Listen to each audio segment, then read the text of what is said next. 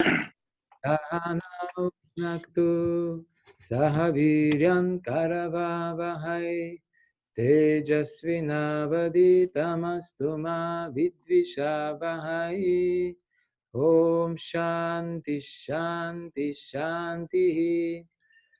Om Jaya Shri Krishna Chaitanya Prabhu Chaitanya Nityananda Nityananda Shri Sri Advaita Advaita Gadadhara Radha Srivas Adi Srivastava Gaura Adi Bhakta Guru Bhakta Vrinda Hare Krishna Krishna Hare Krishna Krishna Krishna Hare Krishna Krishna Hare Hare Rama Hare Hare Ram Hare Rama Ram Rama Rama Ram Hare Ram Hare. Hare Hare.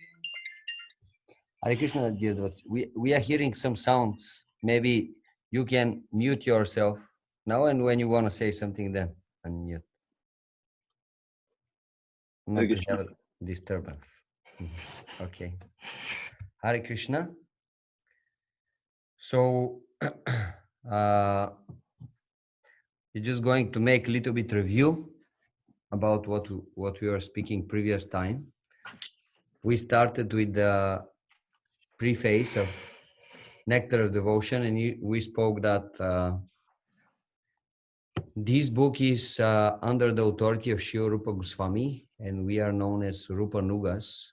And that's why, in order to practice properly Krishna consciousness, we have to follow the authority of Rupa Goswami. Or in other words, we have to follow the science of bhakti, which is described in Nectar of Devotion. And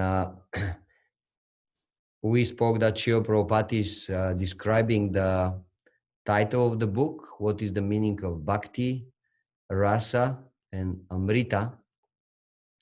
And there was comparison between the material rasa, or sense gratification, and spiritual rasa, which is eternal. So for the material rasa, we were saying that it's bogatyaga, we try to enjoy, but because we are not satisfied, we renounce this so-called enjoyment. And after a while, again, we try to enjoy the same object. Whereas spiritual rasa is eternally increasing happiness, and it's amrita, it's eternal, it's never ending. And then we took the definition of pure devotional service, and we spoke that in order one activity to be known as bhakti should have 3 components. And if you remember, these components were the activity should be meant for Krishna, or the incarnations of Krishna, or the devotees of Krishna. This activity should be done according to the authority of Shastra and Acharyas, Gurus. And this activity should be done with the attitude that we give pleasure to Krishna with this activity. Favorable attitude. So this makes one activity bhakti. And in order this bhakti, or this devotional activity, to be not mixed devotional service, but pure devotional service, we should add another 2 elements, namely anyabhilashita shunyam. All material desires should be, we should not identify with them, we should not try to fulfill them, rather try to strive for advancement in Krishna consciousness, free from material desires, and jnana karmadi anavritam, free from karma and free from jnana. And Pandava Prabhu was explaining very nicely, elaborately, what means karma, what means jnana, what means free from other material desires, how Rupa Goswami, he created this definition in such a way that it's neither too narrow, not it's too liberal. So in other words, it's very balanced definition for pure devotion. And then we went through the 6 qualities or characteristics of bhakti, which were devotional services subhada, brings everything good and auspicious in our life. Kleshagni destroys all inauspiciousness, all the bad qualities, all the sinful desires and suffering. Pure devotional service gives such a strong taste to Krishna consciousness that even the happiness from liberation looks very insignificant for the devotee. That's the third quality. Fourth quality is that pure devotional service is very, very rarely achieved. Krishna is bestowing it very rarely. And then the last two qualities, which are actually, they appear on the level of prema, pure love of God. Sandrananda Visheshatma, pure devotional services produces so intense happiness or bliss that devotee even cannot perceive anything else, like the happiness from liberation or the happiness from material enjoyment. He even cannot perceive that these things exist. So much he is immersed into happiness and love. And the last quality, Shri Krishna Karshini, pure devotional service is so powerful that he has the power to attract personally Krishna, the Supreme Lord. So that was the main topics that we were discussing previous time. And now we will continue with the second chapter of Nectar of Devotion. Okay.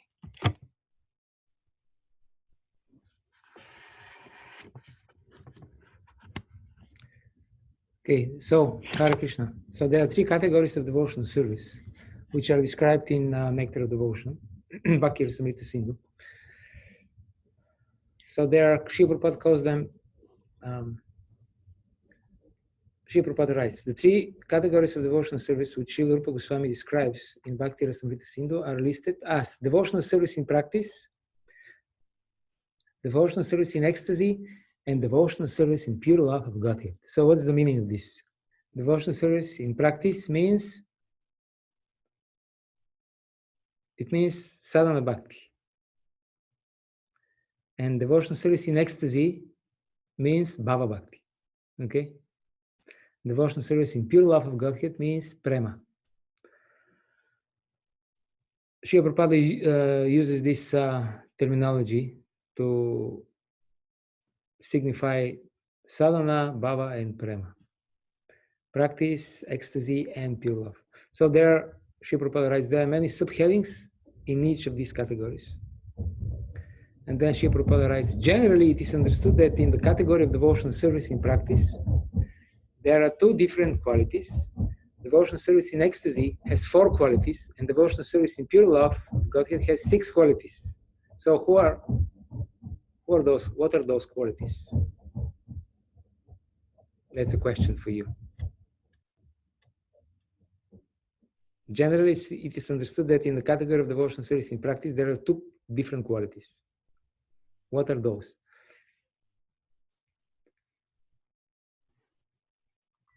Do you have some idea, or we spoke about this the last time at the end, that these 6 characteristics of bhakti, they appear on one level 2, on the next level 4, and on the next level 6. Do you remember this? Yeah, Klashagni, Klashagni and Shubhoda is the first level, and then Yes. the first Klashagni, Shubhoda, and Muksha and Shodhan. What's the other one? Shudurlabha.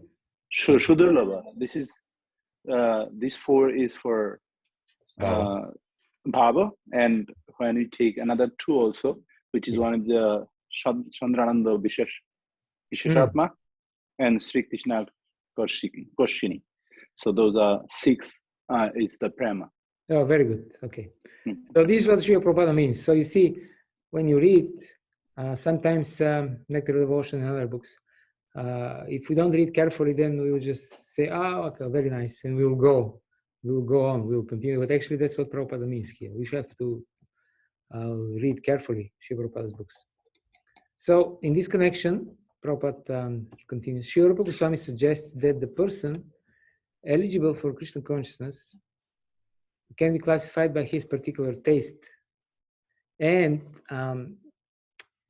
Prabhupada says that, and also Rupa Goswami, they explain that devotional service is a continual process which usually starts from previous lives.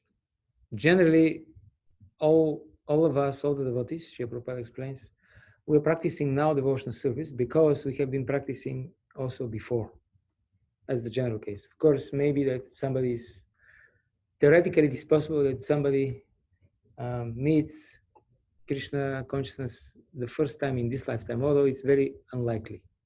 We have met Krishna consciousness in one or another form before.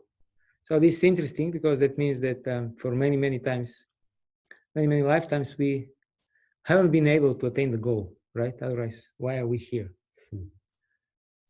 So in one sense, it is encouraging because that means we have been in contact with Krishna, and Krishna is very merciful. But in another sense, it is sobering because that means that we have repeatedly failed in our attempts. So let us make the endeavor in this life not to fail, to give at least one lifetime to Srila Prabhupada. This is what Prabhupada said. You have been doing so many things for so many lifetimes. Give at least one life to Krishna. At least one life, this life. Not the next life, this life. Okay. Yeah, sometimes we see some devotees joining, and maybe for like few months, 2, 3, 4 months, he's already like, for him it's not at all difficult to chant 16 rounds, to follow the 4 regulative principles, to be steady in doing sadhana, getting up early in the morning, being very regulated.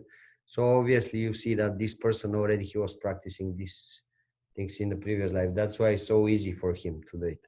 But sometimes we see someone is joining, he really likes Krishna consciousness, he likes the process, but then he comes, he practices for a while, he tries to follow the principles, chant 16 rounds, but it's so difficult for him. Even at some point, he completely disappears. We don't see him maybe for 1-2 years. Then he appears again, spends little time with the devotees, then he appears again. So this shows that actually he's beginning now, and he wants to follow the process, but it will take a little bit more practice so that gradually it becomes natural for him to do it.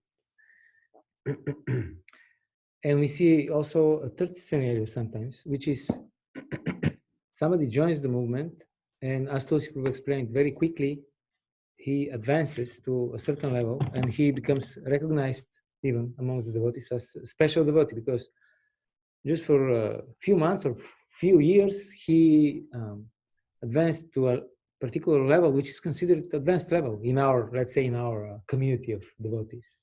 So he receives first, second initiation, maybe even third, and then he knows so many shlokas, he displays nice qualities for Vaishnava, etc. He's very stable in his devotional service, etc. But then he got stuck there. You see what I mean? So he was just, or she was just using his advancement very quickly, coming up to the level that he was in the previous life. Therefore, it was so quick, and he gained this recognition. So he's on this level, which is relatively high, and everybody is applauding, but actually he did not yet make any advancement in this lifetime. You see? So his advancement is not lost, and he will not fall down unless he commits a parada, some serious offense. But he will be on this level for as many lifetimes as he wants to be, and he can be stuck there. That's another thing, another trick of Maya. So that means we should not be complacent. It's called Taranga Rangini by Vishwanath Chakravarti Thakur. When we get some recognition and some steadiness in bhakti, and other devotees, they start to appreciate us, we should not enjoy this. We should actively, dynamically strive to advance in Krishna consciousness. That means to attain the goal, not just be complacent. Okay, so that's very important, I think. Yes, somebody wants to say something? No. Okay. So Srila Prabhupada. So I have one question. Yes. So whenever we trying to practice sadhana, and devotees like you guys give applause sometimes. Hey, you're doing great. So from that point, we should not think actually we are in the really great place right now in the high level. We are actually giving more appreciation to advance more. That applause means like that, right? Yes. Just proceed on. You're doing great. That means you proceed on. That means Srila Prabhupada is great. That means our Guru Maharaj is great. That means we received mercy. We should never take this as glorification of our humble self, because this is detrimental for bhakti. Okay. The Dharma Shastra, even they explain that a Brahmana, when he hears that somebody is glorifying him, he thinks, oh, this is terrible, horrible, I cannot tolerate this. And when he hears that somebody is criticizing him and blaspheming him, then he thinks, oh, this is very nice. Very nice. Yeah, it happened Khirchura Jagannath when he still Krishna stole the key for who was that Vaishnava, and he was staying in the market all night, and Madhavendra Puri, and he want to get out before sunshine, because people will come and it's going to be So that is a good example. Yeah, Mahaprabhu also, when he was trying to go to Vrindavan the first time, there was such a big crowd gathered that Rupa and Sanatana Goswami, they advised him, don't do this, don't go in Vrindavana followed by this huge crowd. People will think that you are some kind of magician or something. Okay, and he followed, Mahaprabhu followed the advice of his devotees. Hare Krishna. So another way is like we should give up our pride. We shouldn't be proud of doing this service. We always should be humble. Yeah. We can be proud that we are Vaishnavas, devotees of Krishna, but we don't take the credit for ourselves. We don't say, oh, because I'm a very great devotee, and because of that I got this this benefit, this success. Rather, we think, no, because my Guru Maharaj is very great, and he's so merciful, and he gave me all this mercy. That's why I managed to make all this big advancement. So we are proud, but we are more actually proud that we are a servant of a great pure devotee. This is our pride.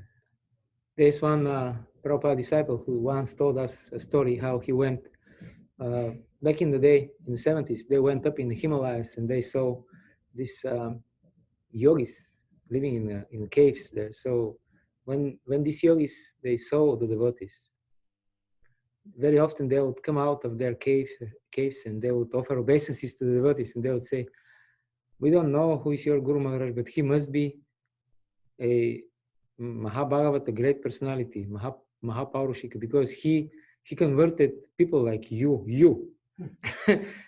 He made you Vaishnavas, and this is amazing. So we don't know him, but he must be special. So that's a good application of pride, to be proud of your Guru, that he made even you a devotee. I mean, practicing devotee, not real devotee yet, because we will hear a little later. Real devotional service begins with prema. Or okay, let us be charitable at bhava. Okay, so practice means okay. So this Prabhupada writes that practice. So we are talking about practicing devotional service in practice, sadhana bhakti.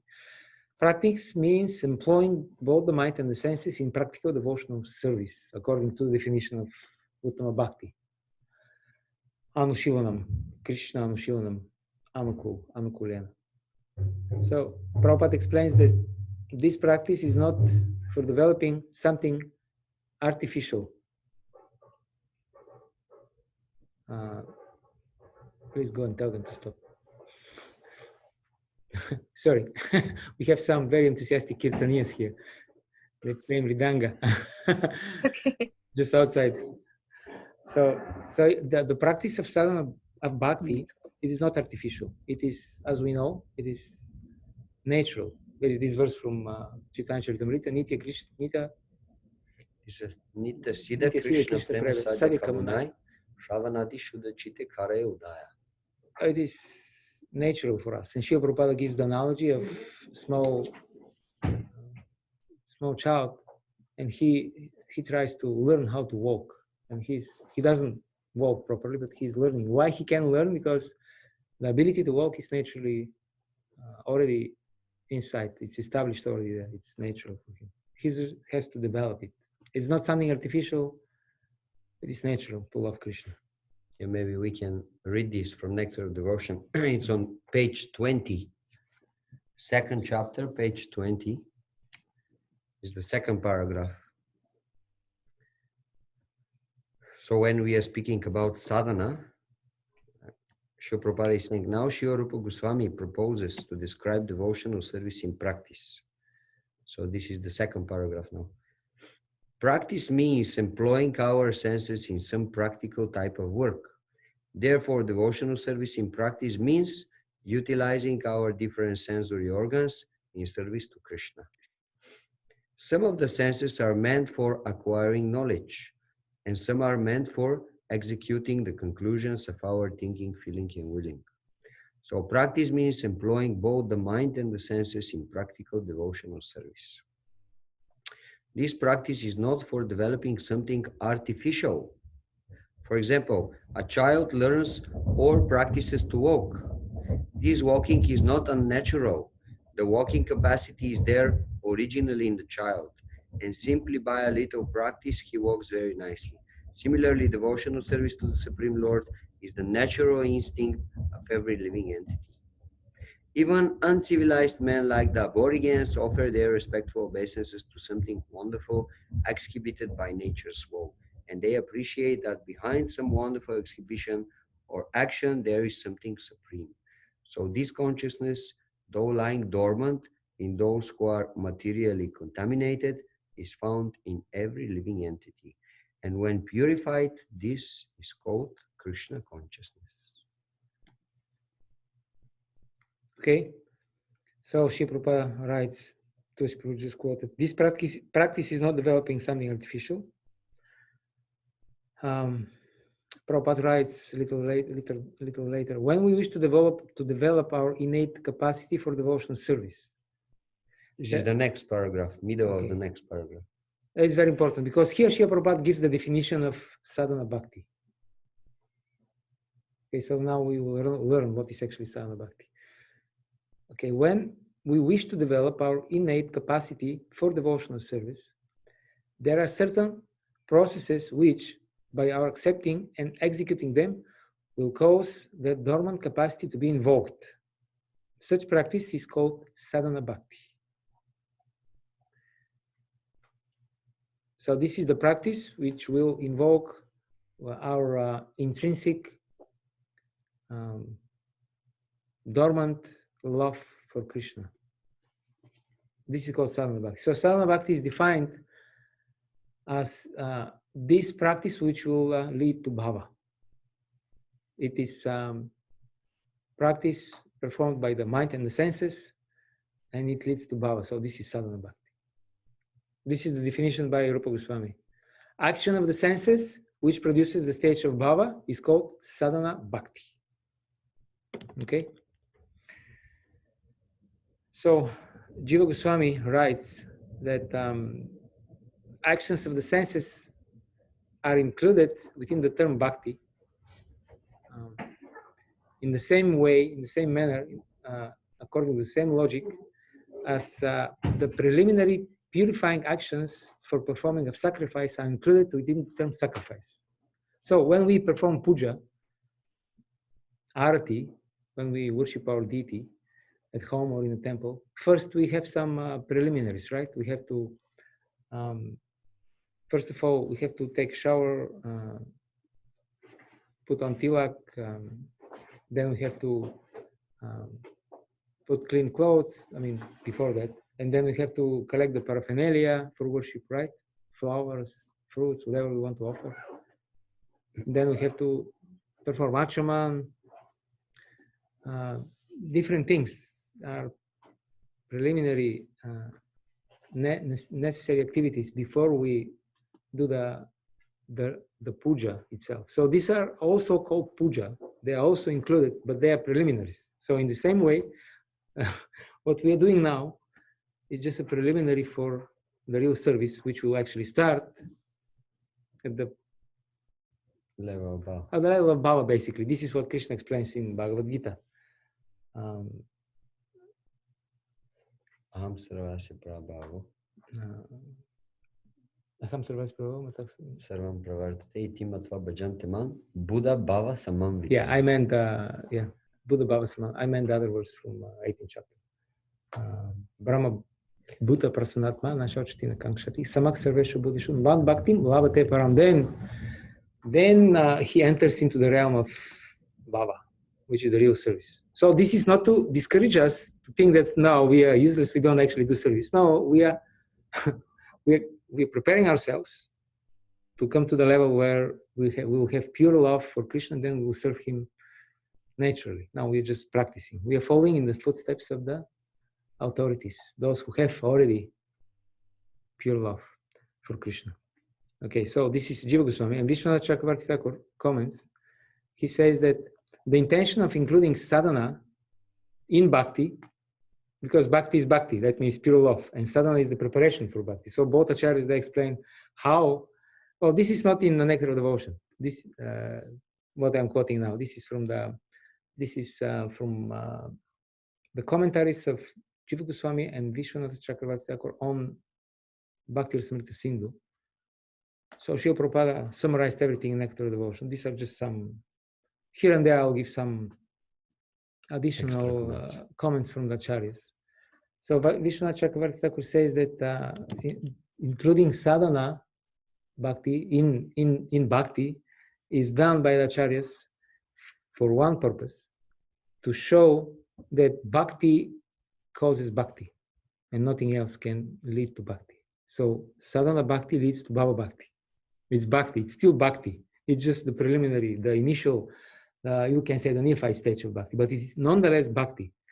They just want to establish that nothing else can give you bhakti. Only bhakti gives bhakti. That means no karma, no jnana, no yoga, nothing can give you bhakti. Bhakti, as Vishwanath Chakravarti Thakur explains in Madhura Kalambini, bhakti only gives bhakti. Self-sufficient and independent. It's independent. It is the only independent process, because it is the original, the initial, the full, the perfect process, and all other processes like jnana or yoga or karma, they're just they're overemphasizing different aspects of bhakti. When somebody becomes too much enamored by the element of karma in bhakti activity, then he becomes karma yogi. When somebody becomes too much attracted to the jnana element, the knowledge, then he becomes jnani, becomes a non-jnana yogi or dhyana yogi, etc. But all these are actually elements of bhakti, and they're meant for the pleasure of the Lord. Right? So then Srila Prabhupada explains why we have to practice. That's an interesting point. Why we have to practice sadhana bhakti. Of course, we want to attain pure love of God, but he makes an interesting point. Every living entity is under the spell of material energy, which is under the spell of the material energy, is held to be in an abnormal condition of madness. So we have to practice, we have to perform sadhana bhakti because we are crazy right now. That's what he wants to say. We are mad, and we have to get cured of this madness. And what is the madness? We are identifying with something that we are not. We think we are matter, and we are actually something else. We are spirit. We are servant of Krishna. We think we are Krishna, basically. We think we are God, and actually we are servant of God. So this madness has to be removed by the process of sadhana bhakti. Yeah, like if you go in a madhouse and you see there are so many people there, and every one of them, they imagine they are someone who they are not. Let's say you go inside and someone is screaming, "I'm Napoleon," and the other one is saying, "I'm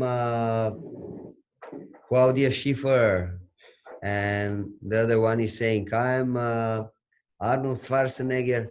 But no, they are not this, but they are identified wrongly with someone else. So in the same way, Spandana Prabhu was saying, we wrongly identify with something that we are not. So this madness should be stopped. Yes.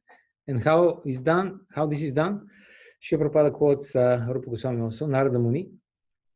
He mentions this Sadhana Bhakti in Srimad Bhagavatam, 7th canto, 1st chapter, verse 32. He says there to King Yudhishthira. This is on the page 21 in the middle. Narada Muni mentions this Sadhana Bhakti in Srimad Bhagavatam. You got it. Yeah, you got it. He says there to King Yudhishthira, my dear king, one has to fix his mind on Krishna by any means. That is called Krishna Consciousness. So, Srila Prabhupada here gave a short definition of Krishna Consciousness. What is Krishna Consciousness? One has to fix his mind on Krishna by any means. Yena tena prakarena mana Krishna niveshayet.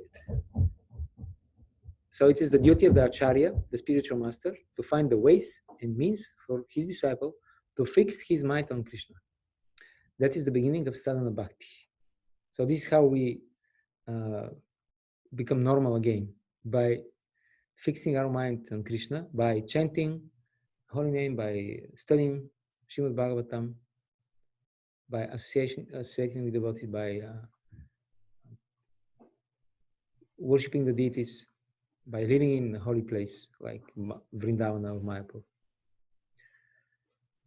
Okay, so then this Sadhana Bhakti that we just defined may also be divided in two other categories.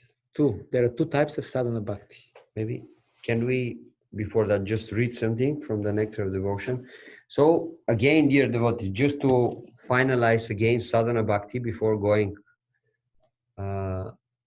into the next discussion. So the definition of sadhana we said is practical engagement that engages the senses and the mind in service of Krishna. So we should engage our senses, knowledge gathering senses and working senses in some kind of activity which is connected with Krishna, and this should produce the effect that our mind becomes fixed on Krishna. This is the idea of Sadhana Bhakti.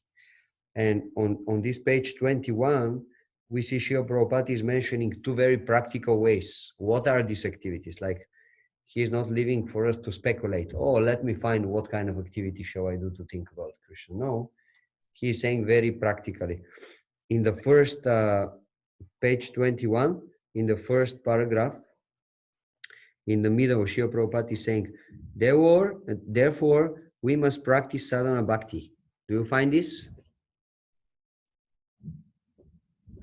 In the middle. Therefore, we must practice Sadhana Bhakti, which means to offer Mangalarati, deity worship in the morning, to refrain from certain material activities, to offer obeisances to the spiritual master, and to follow many other rules and regulations which will be discussed here one after another. These practices will help one become cured of madness. So this is actually what we have to do, the way how we have to engage our senses. Srila Prabhupada is giving practical examples. And if you go on the third paragraph, also Srila Prabhupada is saying, he started with Sri Chaitanya Mahaprabhu. Sri Chaitanya Mahaprabhu has given us an authorized program for this purpose, centered around the chanting of the Hare Krishna mantra. This chanting has so much power that it immediately attaches one to Krishna. This is the beginning of Sadhana Bhakti. So many different kinds of activities will be described in the next chapters, but the center of all these activities, Srila Prabhupada is saying, is the chanting of Hare Krishna Mahamantra. The whole process is focused around the chanting of Hare Krishna Mahamantra. Okay. Thank you. So there are two types of sadhana bhakti. First is called Vaidhi Bhakti, and the second Raganuga Bhakti. So the difference between them is that the motivation for performing Vaidhi Bhakti comes from the sense of duty, sense of obligation to follow the order of Guru and the injunctions of Shastra. Rupa Goswami, okay, let me read. Srila Prabhupada says, the first part is called service according to regulative principles. One has to follow these different regulative principles by the order of the spiritual master or on the strength of authoritative scriptures, and there can be no question of refusal. So, no discussion, just like in the army, you're told to do something, and you just obey the order of the commander, and that's it. That is called Vaidhi or regulated. One has to do it without argument, so no argument. The guru tells the disciple, you have to rise up early and attend Mangalarti, and the disciple cannot say, no, I don't feel like. Then he doesn't practice Vaidhi. Sadhana Bhakti, he practices something else. So he practices mind-following bhakti. Yeah, he has his mind as guru, but whoever has his mind as guru has a fool as disciple of the mind. So it's clear. Is it clear? Vaidhi Bhakti means we just do it without taste. We don't feel like doing it, but we have acquired enough faith, Shraddha, in Shastra and in Guru that we know that this is for our benefit. And we have sufficient intelligence to grasp the point that I am sick, I'm crazy, so this is the medicine for my disease. I have to take the medicine no matter how bitter and unpalatable it tastes to me. This is Vaidhi Bhakti, okay?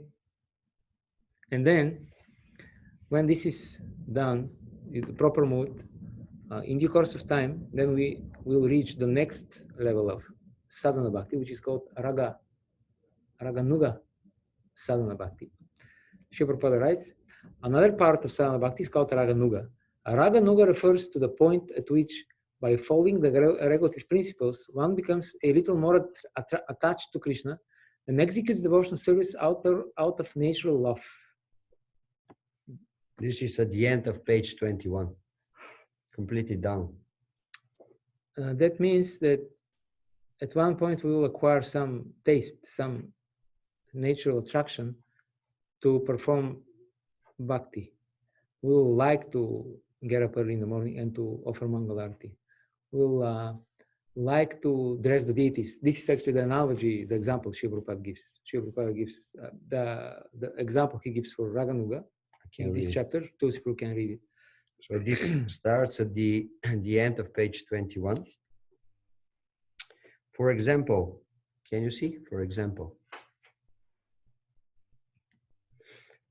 a person engaged in devotional service may be ordered to rise early in the morning and offer arati, which is a form of deity worship. In the beginning, by the order of his spiritual master, one rises early in the morning and offers arati, but then he develops real attachment. When he gets this attachment, he automatically tries to decorate the deity and prepare different kinds of dresses and thinks of different plans to execute his devotional service nicely. Although it is within the category of practice, this offering a loving service is spontaneous. So, the practice of devotional service sadhana bhakti can be divided into two parts, namely regulative, Vaidhi, and spontaneous, Raga Nuga. So this is a preliminary definition of Raganuga Bhakti.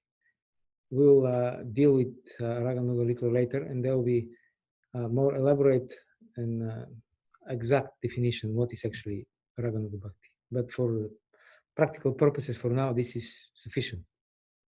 Okay. I'll read Rupa Goswami's definition. When there is no attachment or no spontaneous loving service to the Lord, and when one is engaged in the service of the Lord simply out of obedience to the order of the spiritual master, or in pursuance of the scriptures, such obligatory service is called Vaidhi Bhakti. Okay. So then, this is on the page 22, the second paragraph. This important definition, maybe you can put some note, because it may appear in your test. So it's good that you have it, you know where it is. Yeah, we should be able to define what is sadhana bhakti, otherwise we don't know what are we practicing. what is Sadhana Bhakti and what is Vaidhi Sadhana Bhakti. So two definitions we took for now. First, what is Sadhana Bhakti, and then what is Vaidhi Sadhana. And what is Raganuga? Yes. You find Raganuga.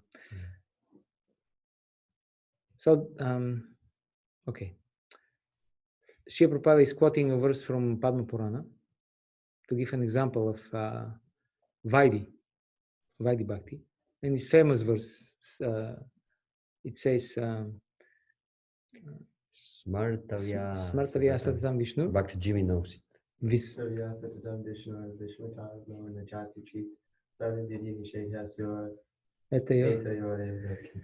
Translation? What's the translation?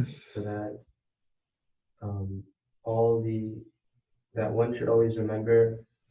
One should always remember Krishna, and one should never forget Krishna. Never forget Krishna. And then all the rules and regulations. All the rules and regulations in the Vedic scriptures are given by the spiritual master are servants. Are servants of these two rules. Correct. All right, so this is an example of Vaidhi because it is an injunction. It's an order. One, you should remember Krishna. And you should never forget Krishna. Satatam means always remember Krishna. Always. This is, dear devotees, this is on page 23. This is the third paragraph. You can read in the Padma Purana. Also, the same process is advised, and this is the verse which is Srila Prabhupada is paraphrasing this verse. Yes, and Satatam means always. Vishwanath Chakravarti Thakur writes that Satatam means every day, not every second. Since continuous remembrance would be impossible to do in Sadhana Bhakti level. This would produce loss of faith in the rules of Bhakti because they would be impossible to follow. So in our case, it means, of course, we try to remember Krishna always. This is what Prabhupada told us, 24/7. But at least in the beginning, we should have fixed period in the day where we remember Krishna. We chant our rounds, or we read Bhagavatam or something. Srila Prabhupada writes, we should always try to mold the activities in our lives in such a way that we will constantly remember Krishna. This is Krishna consciousness. And this regulative principle is applicable to all varnas and all ashramas. So all the varnas, all the ashramas, they have this obligation to always remember Krishna. Doesn't matter if we are brahmanas, vaishyas, shudras, or whatever, or brahmacharis, vanaprasthas. We have to remember Krishna. And Srila Prabhupada dedicates part of his of this chapter. Next 4 pages, basically. Dedicates to describe the different varnas, different ashrams, and different duties, how they should try to remember Krishna according to their specific duties. So we're not going to go through this now. You can read through. We just mentioned that Srila Prabhupada says that as the different parts of the body have different types of activities, so the social orders and the spiritual orders. So what is social order? Social order means? Ashram, different ashram. Social order is ashram, you say. So social order actually is varna, and the spiritual order are the ashrams. Social orders means how you make your money, how are you positioned in the social structure, and spiritual orders means how are you positioned in terms of your spiritual advancement. Where are you right now? Are you at the bottom? It means brahmachari. You're at the bottom. Then you're a little more advanced, you're grihastha. And then you're a little more advanced, vanaprastha, or you're most advanced, sannyasi. All right, so Prabhupada writes, so the social orders and spiritual orders also have different types of activities in terms of qualification and position. The target of these activities, however, is always the Supreme Personality of Godhead. As confirmed in the Bhagavad Gita, He is the Supreme Enjoyer. So whether one is a Brahmana or a Shudra, one has to satisfy the Supreme Lord by one's activities. This is also confirmed in Srimad Bhagavatam by a verse which reads, everyone must be engaged in his particular duty, but the perfection of such work should be tested by how far the Lord is satisfied with such activities. The injunction herein is that one has to act according to his position, and by such activities one must either satisfy the Supreme Personality of Godhead or else fall down from one's position. So either we satisfy Krishna, or even if we are nicely situated in Varnashrama, but if we don't serve Krishna, which not serving Krishna means offending Krishna. You don't have to do anything else to offend Krishna, but just by disregarding the Lord, this is already offense. So because of this offense, you'll have to fall down. So here, just Srila Prabhupada makes the point that no matter, doesn't matter how are we positioned, we have to perform our duties in connection with the Lord. There is no excuse. Somebody may say, I'm a family person, I'm very busy, I have so many obligations. No, this is not excuse, because at the moment of death, there'll be even more difficult to remember the Lord. If you think now it's difficult, then it will be even more difficult then. So better to practice now and get ready, because the things in the material world are unpredictable. You never know. So all the ashrams, all the varnas, they have this duty. And it's not only the grihastas that they are in difficult situation in Kali Yuga. Sannyasis, brahmacharis, vanaprasthas, everybody is. You have to suffer anyway. Either you suffer as brahmachari or you suffer as grihasta or whatever. So there are always challenges. We shouldn't take this as an excuse. We should try to remember the Lord and remember that maybe now it's difficult, but at the moment of death, it will be even more difficult. So better try now, try hard. Yes, for example, if we are in a very easy or suitable situation to remember Krishna and we remember him, this won't be appreciated so much from Krishna as if we are in a difficult situation and it's very difficult to remember him, but we are trying very hard. Because this will prove Krishna that actually we want to remember him. We want to know him. We want to have exchanges, loving exchanges with him. It's like you have this story from the Bible. I don't know if you remember. There was many people, they were coming to give money to Jesus. So some very rich businessmen, they came and they gave a whole bag with gold coins. And Jesus took them.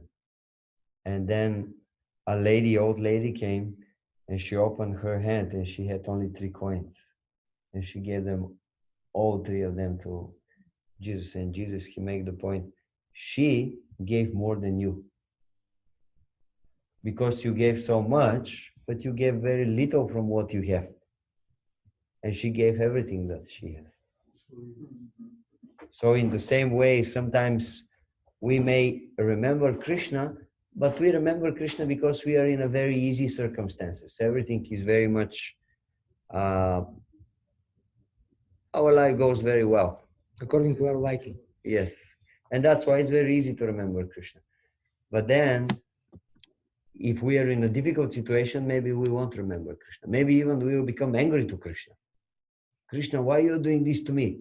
I'm your servant. You have to arrange that everything is very nice in my life. And now you are putting all these different obstacles in my life. So we can even become angry. Whereas someone else who is in a very difficult situation, and despite this, he continues to make the efforts to remember Krishna, to try to surrender to Krishna, this really touches the heart of Krishna, because Krishna is saying, wow, just see, he is in so unnatural position for him, it's so difficult for him, and still he's not forgetting me, still he's trying to give his best. So this is very much appreciated. Yeah, there is this verse from 10th canto, Tattenu Kampam Samikshamano, Bhujana Vatma Kritam Vipakam, Hrit Pak Vapu Vibajan Namaste, Jiveta Yumukti Pade Sadabhak. This is this famous verse which was changed, corrected, we can say, by Sarvabhauma Bhattacharya. He didn't like the word mukti. So he Stretch it and he wrote he Bhakti. used Bhakti instead of Mukti. And when Mahaprabhu saw this, he started laughing. He said, "Why are you Changing Bhagavatam. you are changing Bhagavatam?" Sarvabhauma said, "I cannot tolerate anymore this word Mukti. I was for so long Mayavadi. Sarvabhauma Bhattacharya says about himself that he was barking like a jackal. He said, I was Bheu Kari. I was dry logician, and I was like a jackal. But now, from the same mouth, I'm chanting the holy names of Krishna and Hari." So then Mahaprabhu laughed and he said, "No, Sarvabhauma, you cannot do this. I understand, I appreciate your sentiment, but you cannot change Bhagavatam." So in this verse, it is stated that while suffering the results of one's past sinful activities, if the devotee offers obeisances to the Lord with in his heart, with his words, and with his body, while thinking oneself worthy of even harder, even more severe consequences. So, in other words, he thinks what I'm getting now is very mild. It's very mild version of what I should be getting. But the Lord is very merciful, so he gives me a token punishment for my sin. So this type of person has this mentality. He earns his right to go back home to Godhead at the end of this life. Okay, so this was chapter 2 of Nectar of Devotion. Maybe if you have some question, someone wants to ask something.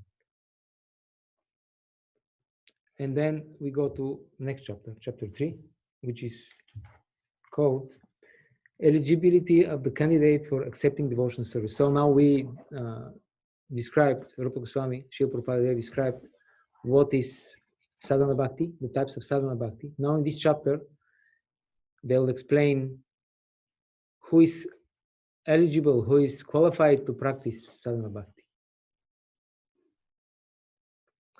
Srila Prabhupada writes, on account of his association with Mahatmas, or great souls, 100% in devotional service of the Lord, one may attain a little bit of attraction for Sri Krishna. So this is the qualification. By association with devotees, then one may have the good fortune to attain Shraddha or faith or attraction for Krishna. And then this person is qualified to practice Sadhana Bhakti. So the qualification for practice Sadhana Bhakti is faith and attraction, desire to practice, to engage in devotional service. Srila Prabhupada writes, but at the same time, one may remain very much attached to fruitive activities and material sense enjoyment, and not be prepared to undergo the different types of renunciation. Such a person, if he has unflinching attraction to Krishna, becomes an eligible candidate for discharging devotional service.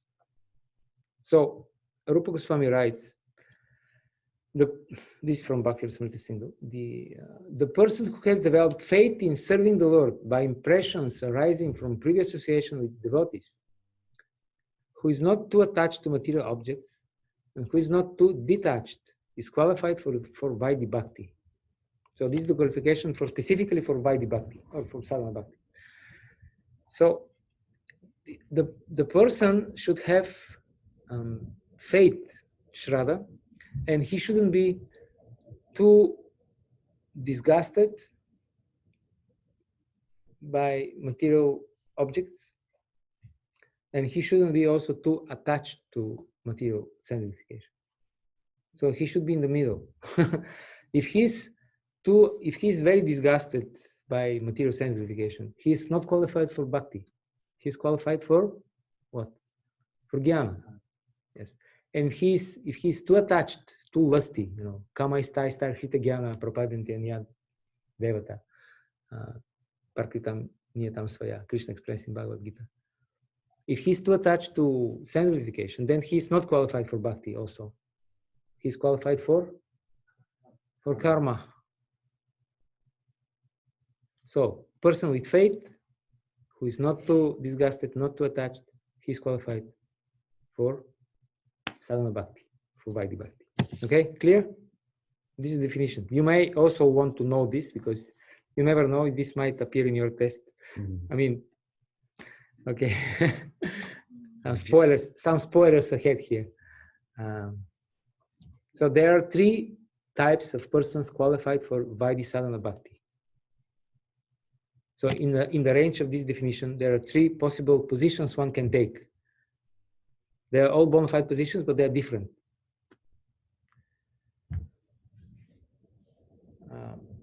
So these 3 positions are Uttamadhikari, Madhyamadhikari, and Kanishtadhikari. The devotee in the first or uppermost class is described as follows. Srila Prabhupada writes. Yes. In the which class? In the first or uppermost class is described as follows. He's very well. Sorry, I have it here, not in order. I just took from here and there.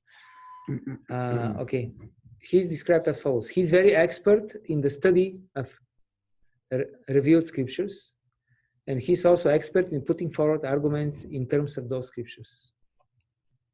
So that means, and he also has a firm faith in Krishna. So he's very expert in the scripture, in logic. He's very knowledgeable. He can defeat all arguments of all opposing parties. He can very forcefully and convincingly present Krishna consciousness, and his faith is unshakable. So he's Uttama Adhikari. He's the most advanced devotee.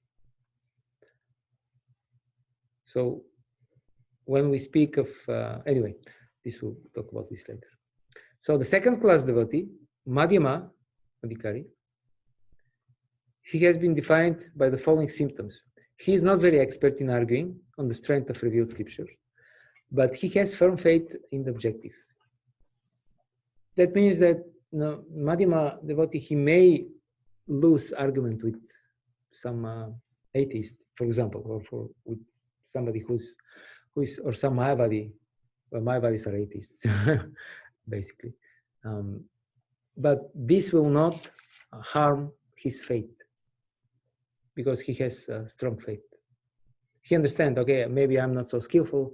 Maybe I should, not maybe, for sure, I should go back to the temple and study more Srila Prabhupada's books and chant and perform more service so that I can gather spiritual strength. And next time when I meet this guy, I'll just sweep the floor with him. So this is the second Madhyama, second class devotee. And the third class, the Neophyte or third class devotee is one whose faith is not strong and who at the same time does not recognize the decisions of the revealed scripture. In other words, he doesn't have knowledge and he doesn't have strong faith. His faith is very weak.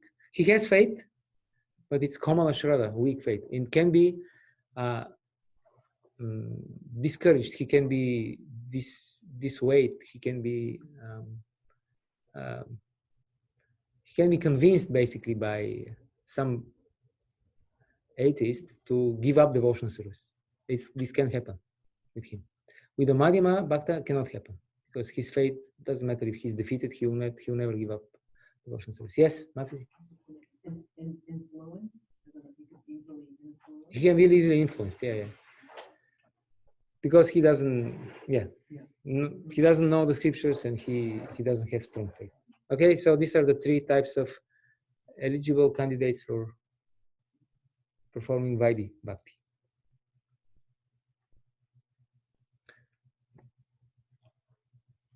So, Jiva Goswami explains that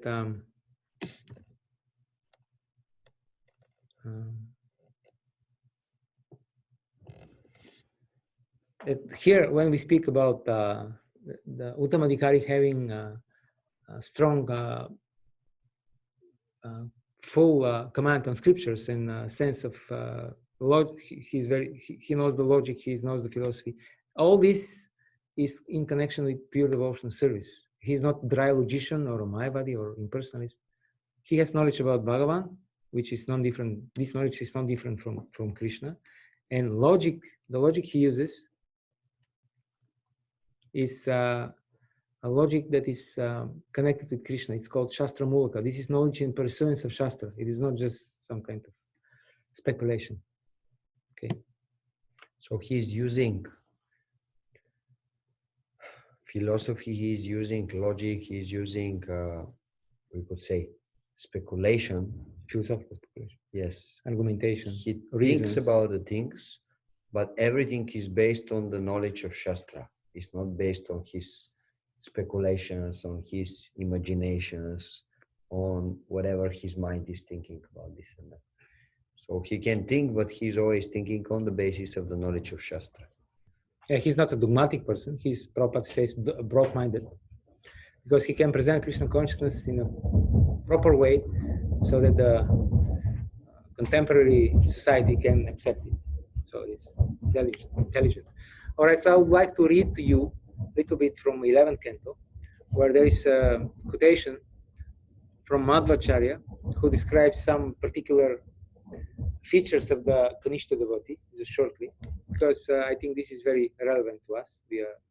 We should consider ourselves Kanishtas. Madhvacharya writes that Kanishta Adhikari has no idea that the Supreme Lord has the power to exist outside a church or temple.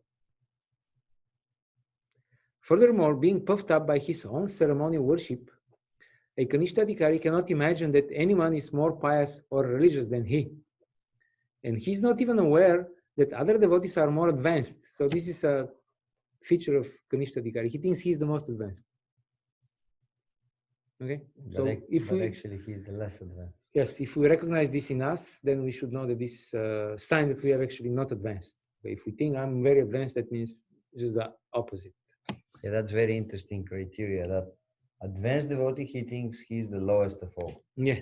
And the lowest devotee, he thinks he's the most advanced. It's very interesting logic. Yeah. And, there is a example we give like mango tree. When there is a lot of mangoes, the branches always go down. If there is no mango, all the branches is just standing high. They're very puffed up. Okay. Like me. Nice example. Yeah. Thank you. So thus he cannot understand the Madhyama or Uttama standard of devotional service. And sometimes, because of his false pride, he criticizes the more advanced devotees of the Lord, neglects them, or simply has no understanding of their exalted position as preachers or completely self-realized souls. So the Kanishta Adhikari, he doesn't actually respect the Madhyamas and the Uttamas because he doesn't have knowledge. He thinks he's the most advanced. Another symptom of the Kanishta Adhikari is that he's infatuated by the material qualifications of so-called great materialistic persons. So this one is very important because we see this in ISKCON. Devotees becoming enamored by karmis, by their so-called great achievements in the material world. Having a bodily concept of life himself, he is attracted by material opulence and thus minimizes the position of the Supreme Lord Vishnu. Such a Kanishta Adhikari, therefore, is disturbed if a second-class devotee, that means the preachers, the Madhyamas, he is disturbed if the second-class devotee criticizes the non-devotees of the Lord. So Kanishta will be disturbed when Srila Prabhupada says in his books that the karmis are dogs, hawks, camels, and asses. He'll be disturbed. He'll say, well, this is too much. We should not disturb the public like this. We should not actually disturb people by going on Harinam or book distribution. We should not harass people like this. And we should be very careful what we speak. So this is a symptom of Kanishta devotee. It's not a symbol of very advanced devotee, as sometimes it's projected. It's presented like this. In the name of compassion or kindness, a Kanishta Adhikari approves of the non-devotional activities of such materialistic men. Because the Kanishta Adhikari is ignorant of the higher realms of devotional service and the unlimited transcendental bliss of Krishna consciousness, he sees devotional service merely as the religious aspect of life, but thinks that life has many enjoyable and worthwhile non-devotional aspects. According to Srimad Bhagavatam, this is the greatest obstacle for our advancement in bhakti, to think that something is more enjoyable than self-realization. And also there is another verse in Bhagavatam which says that if somebody thinks that there are values in life separated from Krishna or devotional service, and there is something valuable that is not in the realm of bhakti, independent from bhakti, this person is compared to somebody who dreams that he has awakened. He's still dreaming, but in his dream, he dreams that he has awakened from a dream, and now he's awake, but he's actually not. So he may think that he's a great devotee, but as long as he sees that there is something separated from Krishna, and that this is valuable thing, he's in Maya. This is one of the Chatur Shlokis of Bhagavatam, actually. All right, so this was short note.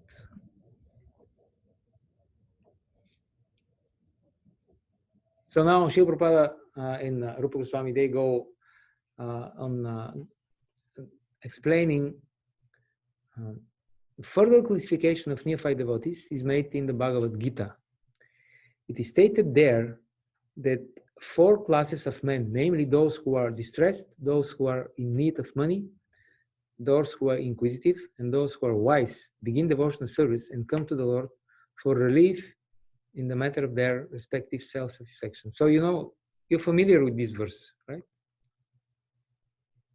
7 chapter. Yeah, or 30 Gyani Jigashu.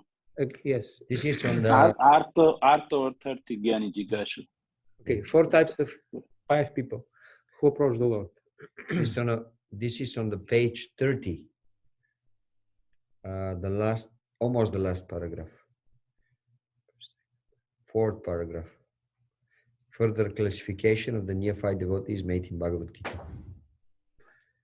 So they go to some place of worship and pray to God for mitigation of material distress, or for some economic development, or to satisfy their inquisitiveness.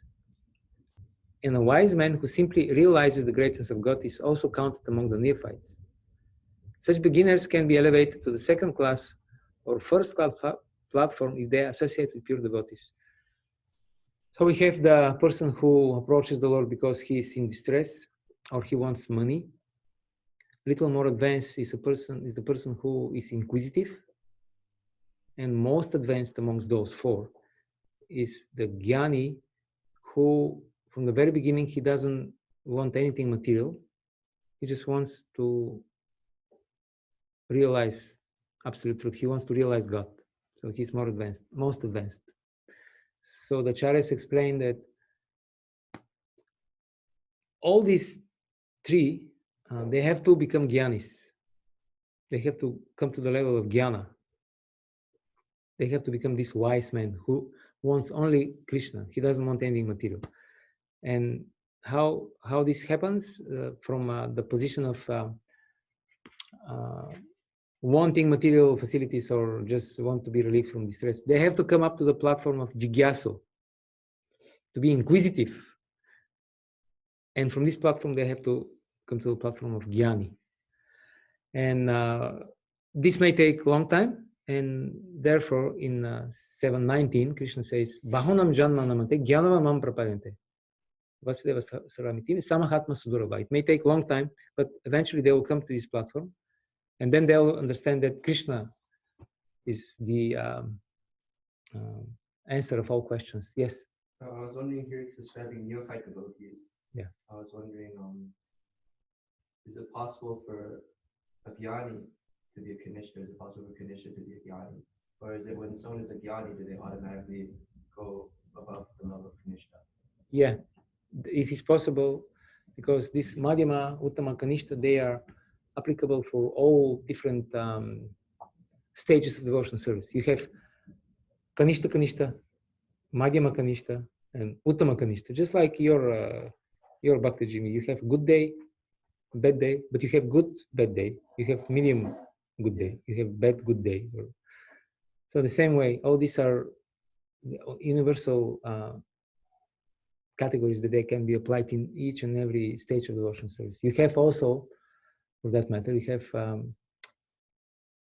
pure devotees who are Kanishta Adhikaris, because they don't have enough knowledge on Shastra, and they cannot defeat the opposing arguments of the Mayavadis, for example. You have these devotees in Untitled Chapter, but they're pure devotees. They have full faith, and they have personal darshan with Mahaprabhu. So they're pure devotees, but they're considered Kanishta because they are not very scholarly. Okay, so it is possible. So also someone could be Kanishta, but it could be someone could be very scholarly, very learned in the Shastras and scriptures. In that sense, could they still be a Kanishta and they still have that? Well, if we're speaking in the terms of Uttama Adhikari here, if he has full knowledge of Shastra, he cannot be Kanishta anymore because he knows Krishna. And on the basis of this knowledge, he has firm faith. But it is possible that he has knowledge in life as a general. Someone may have lots of knowledge, but his faith in Krishna can be extremely weak. Yeah, we have seen this case also. He knows lots about Bhagavatam, about this, but actually in practical life, he won't dedicate his life to Krishna because actually his faith is very weak. He doesn't believe that if he surrenders to Krishna, everything will be perfect in his life. He thinks, no, rather just is one of my hobbies, just to know Shastra, to know Sanskrit, to quote verses. But actually he doesn't have faith that if he surrenders to Krishna, this is the highest thing to do in life. So it's theoretical knowledge, it's not applied in practical life. So there is no realization, because realization comes from practical application of the knowledge under the guidance of Guru. Then you get realization. If not, then it's just theoretical knowledge. There's this saying that philosophy, dry knowledge, philosophy, helps only in the future or previous problems, but in actual problems right now, they cannot help you. You can philosophize about, well, I'll do this, or I should have done this, but when you have trouble right now, this dry, speculative, theoretical knowledge will not help you. All right, so there are examples. Well, therefore,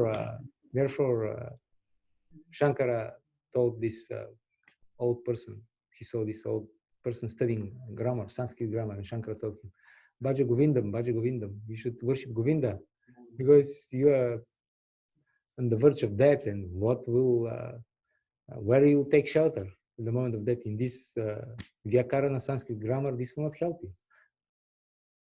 Really practical knowledge. Surrender to Krishna and go back home to Godhead. All right, so then there are examples of these 4 types of neophyte devotees.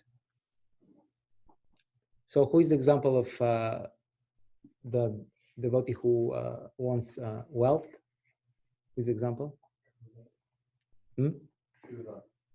Right, Maharaja Dhruva. He's the example. He was in need of his father's kingdom and therefore engaged himself in devotional service to the Lord. All right, so who is the example for devotee in distress who took shelter because he's in distress? The Gajendra? Yes, very good. Gajendra, he was distressed and prayed to Krishna for protection. By the way, in this pastime with Gajendra, he actually chanted prayers that he had memorized from previous lifetime when he was a human being. He was a king. So in the purport, Prabhupada explains that it is very important to learn some prayers by heart, because this can actually save us. Automatically, we will take shelter in the Lord, and then we will be saved. So it's very important to learn some prayer and to chant it every day, like Hare Krishna is such a prayer. So automatically we'll just say Hare Krishna, and then we'll be saved. Or like in the Gajendra's case, he learned these prayers and he just started repeating them as an elephant. Can you imagine? So similarly, so who is the Jnani then? Who is the example of Jnani? Okay, the 4 Kumaras. And who is the example of the inquisitive, Jigyasu? The sages from Naimisharanya, right? Okay, so Lord Krishna explains in Gita that out of these 4 types of neophytes, the one who is wise is very dear to him. Prabhupada writes, because a wise man, if he is attached to Krishna, he is not seeking an exchange of material benefits. So this is the criteria Krishna wants to see. Somebody approaches me, is he selfless or he wants something material? He approaches me as a devotee, should approach me, or he is like he wants to do some business with me. So this is the very important criteria. And Srila Prabhupada in Bhagavatam, in describing the Dhruva Maharaj story, he says that when Dhruva Maharaj saw the Lord, he told the Lord, I don't want anymore. Please don't give me this material facility. I don't want this. And Krishna told him, no, I'll give it to you. You prayed for them, I'll give it to you. And then Dhruva Maharaj said, but then you will not give me prema. And Krishna said, I'll give you both prema and these material facilities. I'll give you everything. Don't worry. But then still Dhruva Maharaj was not so satisfied. And on the way back to his kingdom, he felt very sorry that he asked these material things from the Lord. And then Prabhupada in the purport, he writes, in the same way, we shouldn't ask anything material from the Lord because He'll give it to us, but then we will feel very sorry. We will feel very sorry. And therefore, we shouldn't ask. And this is very high standard. Usually, we ask something material. In Bhagavatam, it is described that if you're going to ask anything material, the only thing material that you can ask, which is not disagreeable, completely opposing the principles of pure bhakti, is good health. That's it. You start and you stop there. Because if you have good health, you can serve the Lord better, let's say. Prabhuji, isn't good, even if I get a health condition, we should think, because of my karma, I'm suffering this. It could be worse, but Krishna's mercy, I'm better. Yes. So from that point, even for the health, we don't need to ask to Krishna. Krishna knows everything. Yeah. If he needs my service, he will give me good health so I can give him service. Well, same way, everything is like not asking anything, just start. Not asking anything material. Yes, true. Yeah. Bhagavatam just says that if you have to ask, then at least limit your asking. Limit it. This is the limit. Okay. We understand you want, but at least don't ask for anything more than this. This is like, stop here. Ask for this. But you're right. Normally, the pure devotees, they don't ask even for this. Yeah, just increase the bhakti. Krishna, give me mercy. Or devotee, give me mercy. Krishna. I can increase my bhakti. That's the only wanting things you can do. Good point. So then, where we are? Okay. We're going to ask for something material. Yeah. Okay, without being elevated to the position of a jnani or a wise man, one cannot stick to the principles of worshipping those supreme. Okay, so the jnani is the most advanced because he doesn't want anything in return, and also because jnani, he's fixed on Atma, right? He's kind of liberated person because he doesn't identify with the body. And therefore, he doesn't have distractions in his meditation. Therefore, when he fixes his mind on Krishna, he will advance very quickly. Okay? Because there is nothing to impede his meditation. So therefore, in Jaiva Dharma, there is a description of this impersonalist, Sannyasi Thakur, his name, who became a devotee. And because he was already liberated before, when he became a devotee, he just fixed himself so nicely on Krishna that in a matter of few days he attained Baba. So therefore, the jnana is most advanced because there are no distractions for him in his meditation. He just finally realized that, okay, my real object of meditation should be Krishna, not Brahman. And then he just focuses on Krishna, that's it.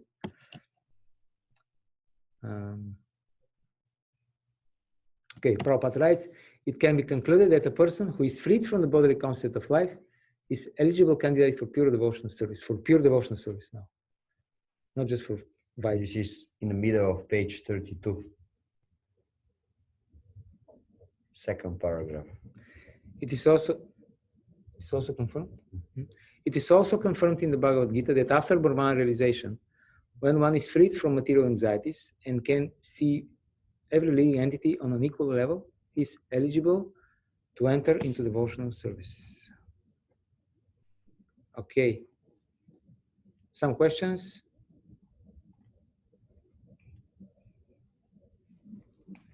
So then, maybe I want to say that this topic about the eligibility of the candidate for performing devotional service, this is one of the main topics discussed in the realm of Bhakti philosophy, and it is discussed in many books, in many places.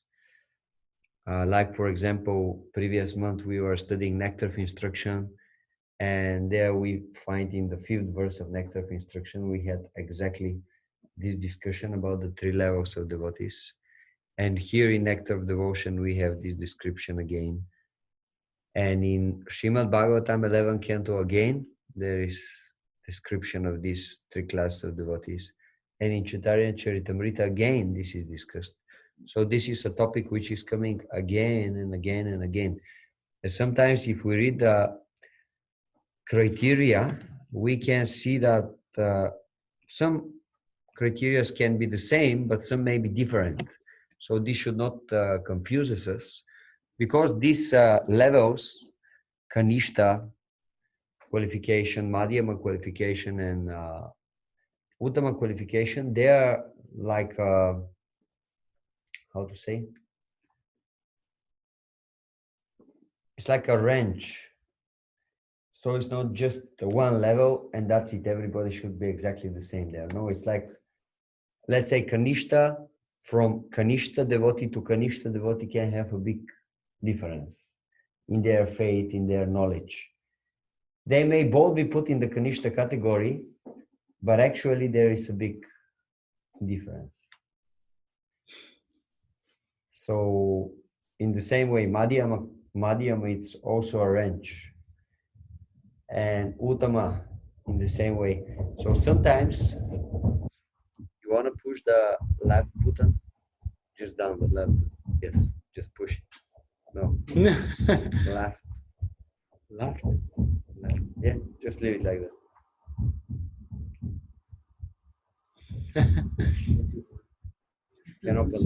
Can open the door a little bit. Hare Krishna, Hare Krishna, Krishna. So actually, if we see very often, we can see that the end of one category is the beginning of another category. So there is a little bit like overlapping. If we see the symptoms of very advanced Kanishta Adhikari, we can see that gradually they are going to the beginner's level of Madhyama. Yeah, there is all this overlap. The acharyas put this in boxes so that we can understand them. We should not be surprised if in different places we find different descriptions of these categories. Rather, this can help us to broaden our vision. What is Kanishta, what is Madhyama, what is Uttama? We'll have a better picture, deeper understanding of this subject matter. Okay, few last things I'll say, and we'll end up.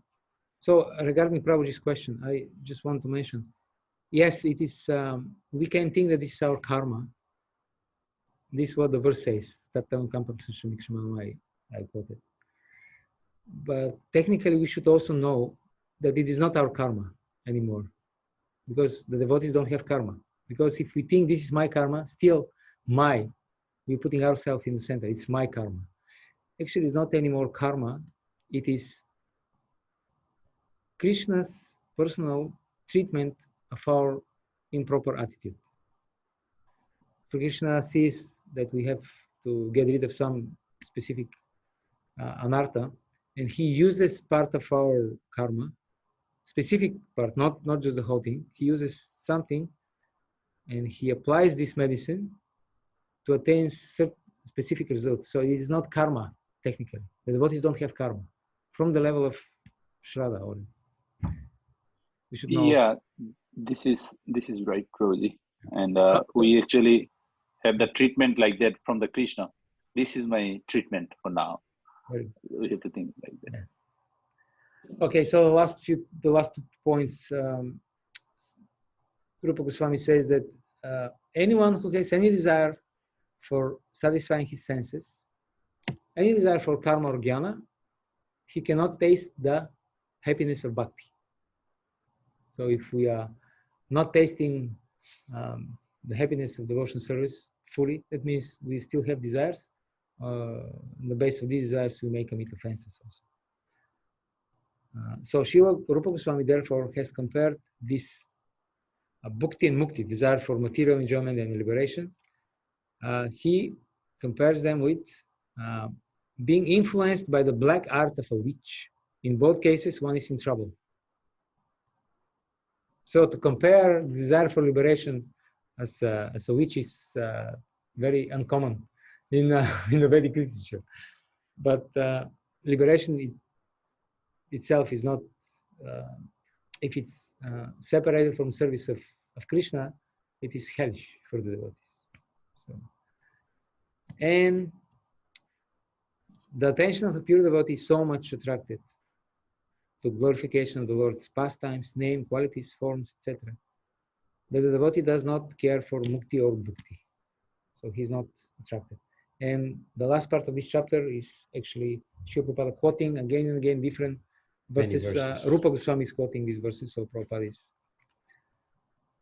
referring to them, which prove that the devotional service is actually higher than liberation and gives very condensed spiritual bliss, which makes the devotee to completely forget about liberation or material enjoyment. So that's it. Thank you for the whole next chapter will be about this. Yeah, the whole next chapter will be about how devotional service is higher than surpasses liberation. All right, thank you for your attention. So should we? Yeah, we can make just a short conclusion. So in the second chapter, first we spoke that devotional service is a continuing process, and most probably whoever is practicing devotional service now, it started actually this process in previous lives. And then we spoke about what is sadhana. That sadhana means that we engage our senses and our mind to achieve something that we already have. Our Krishna consciousness. It's something that we already have. It's a natural thing for the soul, but we forgot this. That's why now we are in a position of madness. By engaging our senses in a certain authorized activities, we will be able to come back to our natural position, Krishna consciousness. So that was definition for sadhana, and then we gave definitions for Vaidhi sadhana and Raganuga sadhana. Vaidhi sadhana means when we follow this, when we perform these activities, although we don't have spontaneous taste, but we are doing it because intellectually we understand, yes, this is very good for me, this is my medicine, and if I want to get cured, I have to do it. And that's why we follow the orders of Guru and the orders of scripture. This is Vaidhi sadhana. And Raganuga sadhana, the simple definition that Srila Prabhupada is giving is, we do the same things externally, nothing changes externally, but the internal attitude is changing.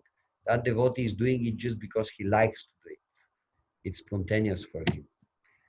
This is Raganuga sadhana. And then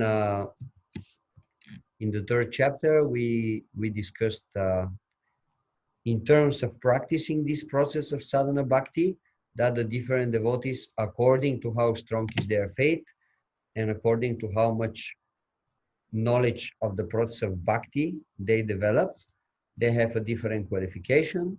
They can have little qualification, medium qualification, or very advanced qualification. And next time we will continue with fourth chapter. Yeah, I was wondering about the relationship between Krishna purifying our wrong attitude with like specific parts of our karma and also our performance of devotional service. the relationship between the purification between performing Sadhana Bhakti and Krishna personally acting as a doctor to fix our attitude. Well, sometimes Krishna sees that we need some additional purification. We maybe not, maybe we don't follow seriously, intensely enough our sadhana so that it can purify us quickly. So he does something additional. So he's like a doctor. But if we really seriously and intensely take up Sadhana Bhakti, then that is sufficient. Yeah. We don't need to do so much. Yeah. Really put us in stress. Yeah. So yeah. Who gave us this medicine of Sadhana Bhakti? Krishna. So this is how he's acting in our life. Just when you go to the doctor, it's not that the doctor he'll stay every 5 minutes next to you and, oh, please do this, do that. No, he just gives you a method, gives you the medicine and says 3 times a day you have to take this medicine. And if you do it, after due course of time, 1 week, 2 weeks, 3 weeks, you gradually start feeling better. After 1 month, you'll be completely cured. So this is what Krishna is doing. Okay, thank you very much. You have some other questions or everything's fine? Hare Krishna Prabhuji. How about next week's class on Sunday? Class will be? Next class will be next Monday at 6:30. Sunday we won't have class because of the Ratha Yatra. Yeah. It will be very intense day. Everybody has lots of services. So next Sunday, no classes. Next Monday, same time, 6:30 to 8. Maybe we'll go a little bit over 8. But And can you please tell us how many classes you take for this anodic? how many more classes we'll have? Yeah, I mean the layout of the course. Well, the course is scheduled to continue till the middle of July in this way, every Sunday and every Monday. Sunday 3 hours and Monday 1.5 hours. We may try to cover the material a little faster, but let's see how it will go. But if everything works according to plan, we will be done till the middle of July. Hare Krishna. Thank you. Om Hare Krishna, Hare Krishna, Krishna Krishna, Hare Krishna, Hare Hare, Hare Hare Rama, Rama, Rama Rama, Hare. Jai Shri Prabhupada ki jai. Jai. Bhakta Vrinda ki jai. Jai. Nitai Jai. Gaur. Haribo. Hare.